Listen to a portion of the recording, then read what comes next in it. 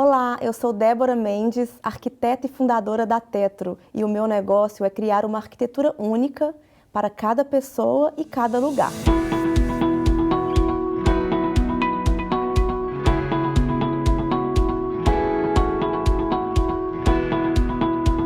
Eu era aquela criança que você bate o olho e pensa, eu acho que ela tem uma veia de arquiteta. Na faculdade de arquitetura tem quem gosta de interiores, quem gosta de arquitetura, quem gosta de urbanismo, quem gosta de pesquisa, cada um com seu potencial. E nós gostávamos de projetos de arquitetura. Um planejamento mínimo necessário. No nosso caso, nós não tínhamos dinheiro e nós decidimos montar um escritório para a gente ter aquele lugar para conseguir nos reunir para fazer os concursos de arquitetura enquanto nós éramos estudantes. Quando nós formamos na faculdade, sonhadores, cheios de ideias, nós fomos lançados no mercado e a realidade é que nós não tínhamos clientes. Até que a gente está nesse momento que tem um reconhecimento importante, tanto no Brasil como no mundo também. A gente está tendo muita visibilidade e fazendo algo que nós sonhamos e que nós temos muita paixão em fazer, que são projetos que emocionam as pessoas. Formada em arquitetura, Débora Mendes fundou junto com 2 amigos um escritório que em pouco tempo se tornaria uma das principais referências mundiais no ramo.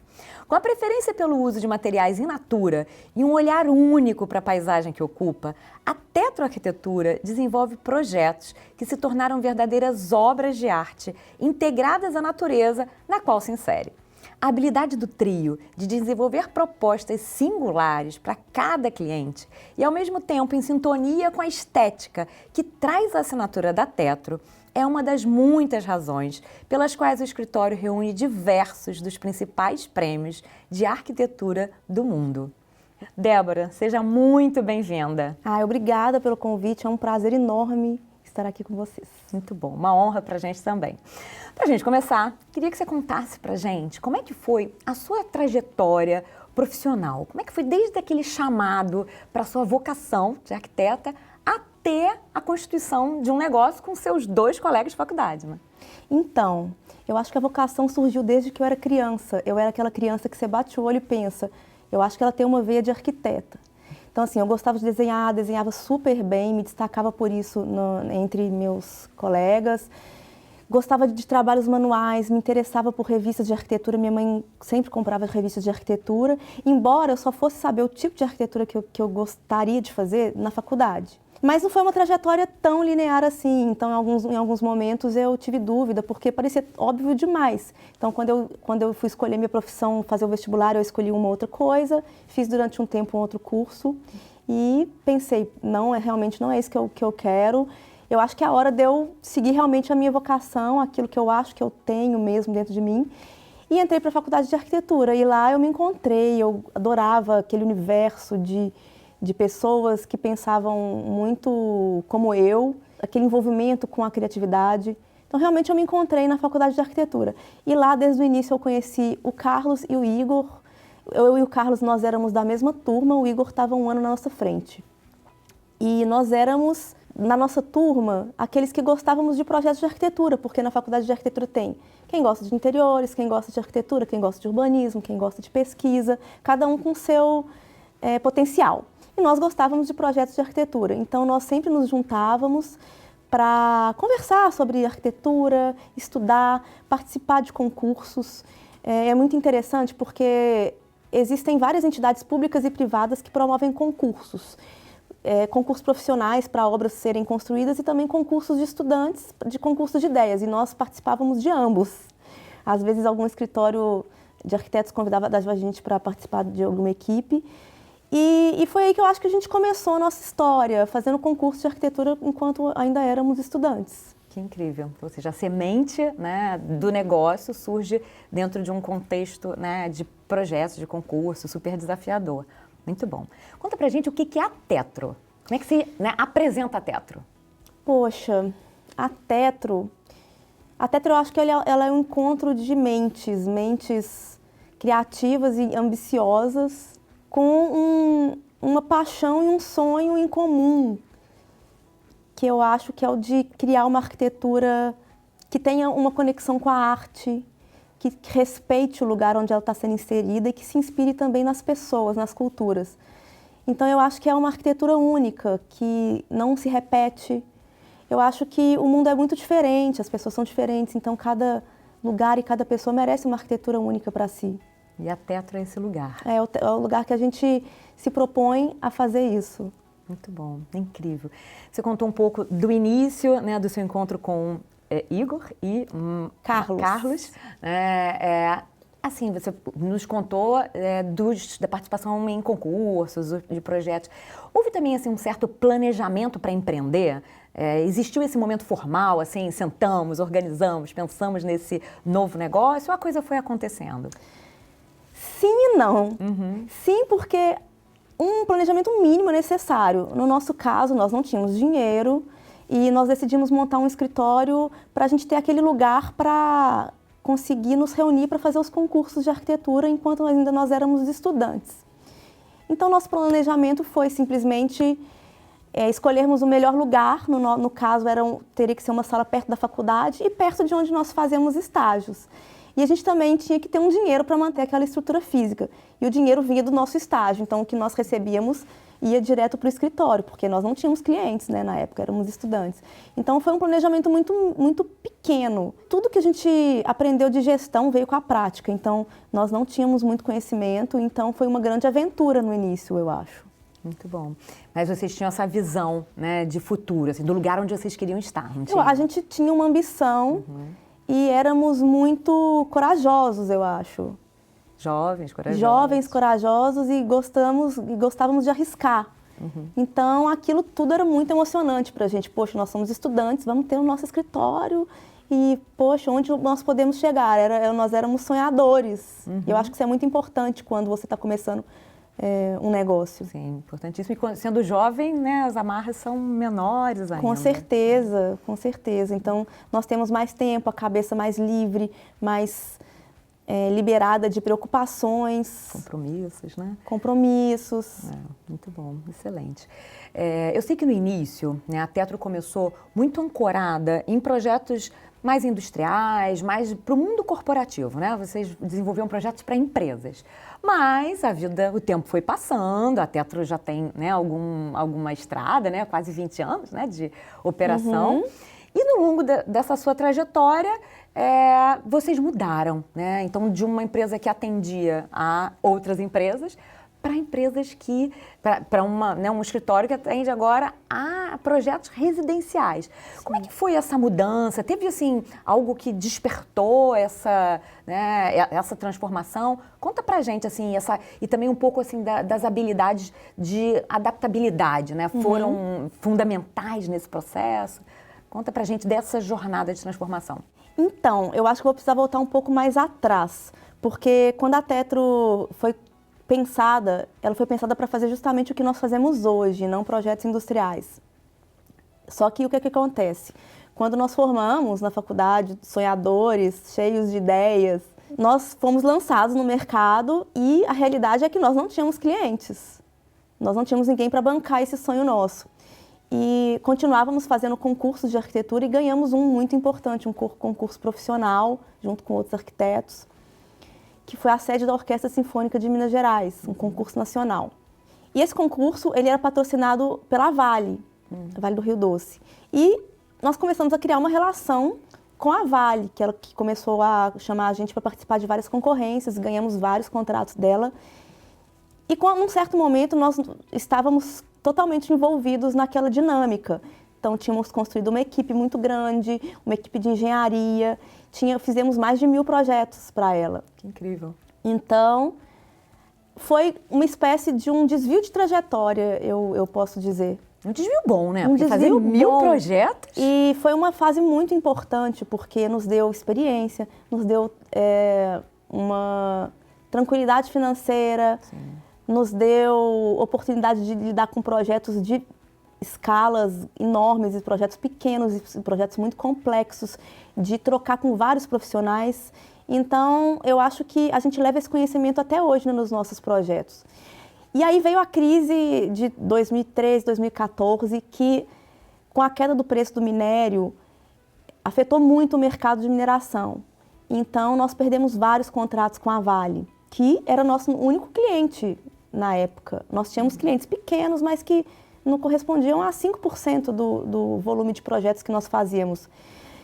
E pensamos em várias estratégias para tentar reverter, para pelo menos nos mantermos vivos durante aquele período de crise, e não estávamos tendo retorno. Então, em um certo momento, sentamos os três e pensamos, poxa, o que a gente faz agora? Será que a gente não tenta lembrar daquele nosso propósito inicial, do que a gente sonhava, do que nós gostávamos de fazer, dos arquitetos que nós queríamos ser e do que nós somos bons mesmos? E a gente, poxa, eu acho que é o caminho que nós temos que seguir. E nós já tínhamos feito algumas casas, mas nem divulgávamos porque estávamos tão imersos naquele processo dos projetos industriais que para a gente não fazia sentido naquele momento. Então começamos a divulgar essas casas e foi chamando a atenção das pessoas pela inventividade dos projetos, pela criatividade, e foram aparecendo muitos clientes. E nós fomos cada vez aperfeiçoando essa nossa visão com foco nos projetos criativos, que é o que nós gostamos de fazer, e até que a gente está nesse momento que tem um reconhecimento importante, tanto no Brasil como no mundo também. A gente está tendo muita visibilidade e fazendo algo que nós sonhamos e que nós temos muita paixão em fazer, que são projetos que emocionam as pessoas. Conseguir conciliar, né, trabalho com o que emociona realmente é um privilégio. O Design Thinking é uma abordagem que organiza o processo criativo e se utiliza de um conjunto de técnicas que, aplicadas de forma colaborativa, em grupo, facilita, maximiza a geração de ideias. É muito usado para encontrar soluções para diversos problemas, como no desenvolvimento de novos produtos. E super importante, ele é sempre focado no usuário, em suas necessidades e seus desejos. Débora, o processo é Design Thinking, né? E você é arquiteta, mas por tudo que você já contou pra gente, acho que vocês praticam, né, plenamente essa cultura do Design Thinking, certo? Eu acho que tem tudo a ver, eu acho que a gente faz Design Thinking sem saber que é Design Thinking. A gente tem buscado um processo criativo que é cada vez mais abstrato numa fase inicial. Então, nós, num primeiro momento, tentamos nos livrar de qualquer amarra que possa tolir a nossa criatividade. É sempre pensando em como impulsioná-la. Então, até software, a gente evita usar alguns que direcionam determinadas soluções na arquitetura. Então, procuramos trabalhar sempre com processos manuais, maquetes processuais, aquarelas, porque é uma técnica que nós aprendemos que traz muita abstração e pouca precisão. Então, ela impulsiona a criatividade. Tudo a ver com Design Tudo a ver com Design Thinking. E também fazemos muita troca com outros artistas, outros profissionais, em busca de ideias novas e de como potencializar realmente as nossas ideias. Incrível. E centrado no usuário, né? Porque como você falou, os projetos eles são dentro de uma paisagem, de um contexto, de um uso, né? Então, super aplicada. Com certeza. Os projetos da Tetro, eles são uma resposta direta à nossa interpretação do lugar e do usuário. Então, um primeiro momento é uma análise muito minuciosa daquele contexto. Só que não é uma análise simplesmente de aspectos objetivos, mas também de sensações, questões subjetivas, culturais. E então eu acho que tem realmente tudo a ver. Muito bom. Conta pra gente agora um pouco sobre a dinâmica entre você e seus sócios. Vocês têm funções distintas, têm complementariedade, são 3 arquitetos, né? Então a formação já é um pouco parecida. Como é que é essa dinâmica aí entre vocês 3? Na verdade, ao longo dos anos trabalhando junto, nós percebemos que nós somos bem diferentes. Então, quando nós nos juntamos, acreditávamos que iríamos fazer simplesmente a mesma coisa, os 3. Nós somos 3 arquitetos, vamos fazer projetos de arquitetura, mas não é assim. Então, nós temos hoje, de acordo com o perfil de cada um, algumas tarefas em comum, mas também tarefas exclusivas. Durante o processo criativo, até no processo criativo, melhor dizendo, nós percebemos que cada um tem um potencial. Então, por exemplo, o Igor, ele é uma pessoa que tem uma mente muito livre, muito com ideias que aparecem a todo momento. Então, ele lida muito bem com a fase em que o projeto ainda está muito abstrato. Já eu sou uma pessoa muito pragmática, muito objetiva, detalhista, perfeccionista. Então, eu sofro bastante quando o projeto está na fase da abstração total, mas quando ele entra num caminho um pouco mais direcionado, eu acho que Você tira o seu melhor, né? Eu tiro o meu melhor e aí eu fluo como arquiteta. Sim. Débora, e o trabalho de vocês, ele tem muito de arte, né? Muito criativo, mas é uma empresa. Como é que vocês equilibram o pragmatismo de ter que gerir um negócio, né? Com organização, com método, com processo, e toda essa explosão criativa que é fundamental, e especialmente num negócio como você acabou de descrever pra gente? Então, nós percebemos que o nosso potencial criativo é nosso principal patrimônio, então nós cuidamos dele como uma joia. Então isso significa que a gente tenta evitar que questões burocráticas contaminem esse processo criativo. Significa então que a gente tem uma certa separação de setores. Então, tem pessoas que estão dedicadas exclusivamente a trabalhar com a parte burocrática da empresa e o próprio processo de projeto, ele é separado em etapas que tem equipes dedicadas. Então, no processo criativo, estamos envolvidos mais diretamente eu, Igor e Carlos, embora a gente tenha pessoas nos ajudando e cada vez a gente quer que esse processo seja mais colaborativo. Mas quando o projeto sai da fase criativa, ele entra em outras etapas mais técnicas. Então, nós temos equipes que estão dedicadas a lidar com o projeto nessas outras etapas. Mas uma coisa muito importante é que o que nós pensamos durante a criação, os conceitos eles têm que ser disseminados por todos os envolvidos no projeto. Então, faz parte de nossa responsabilidade levarmos esse pensamento durante todo o projeto, até durante a construção. Porque é muito fácil, durante um projeto de arquitetura, que ele acontece durante anos, muitas vezes, que os conceitos se percam por questões técnicas, por um colaborador que não entendeu muito bem as ideias nossas e propôs mudanças durante o processo. Então, é muito importante que esse conhecimento seja disseminado até o final do processo, que é longo, né, de um projeto de arquitetura. Sim, esses elos de transição, né? Você tem que garantir que isso aconteça, né? É incrível. Imagino que na sua trajetória você tenha tido muitos acertos, mas alguns erros também. Conta pra gente, assim, o que você teve, que você gostaria de destacar e, obviamente, os erros servem pra gente aprender. Conta pra gente. Eu acho que, falando primeiro de erros, eu acho que eu demorei um pouco para entender o potencial do marketing no nosso negócio, porque no meio de arquitetura e até a gente na universidade, existe muito preconceito com relação ao marketing, porque existe uma visão, no meu entendimento equivocada, de que ele é uma maneira de você enganar as pessoas, e não é assim. Se você tem um trabalho incrível, por que não usá-lo a seu favor? E quando a gente começou a usar isso, foi super positivo para a Tetro, porque nos encorajou a tomar muitas decisões, à medida em que a gente ia mostrando o nosso projeto no mundo e para as pessoas. O retorno que a gente recebia nos encorajou a fazer coisas muito maiores. E para fazer o que a gente faz, a gente precisa de coragem, porque não é um projeto comum, não é um projeto comercial. Então, exige coragem. E eu acho que a exposição que o marketing nos proporcionou, ela nos deu muita confiança nesse sentido.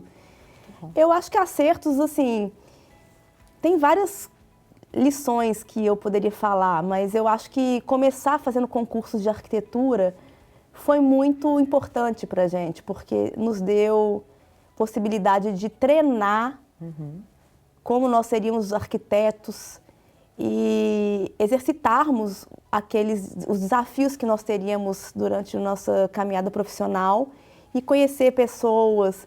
Então, eu acho que é uma forma muito importante para os estudantes se inspirarem, para eles começarem a sua jornada. A jornada né? profissional. Em qualquer carreira, né? Acho que na arquitetura e nas carreiras mais criativas, os concursos são mais frequentes, mas em qualquer carreira, desafios estão sendo colocados para serem resolvidos, né? Com certeza. Muito bom. E agora, para a gente terminar, que mensagem que você deixaria para um aluno de arquitetura ou outro, que pense em empreender?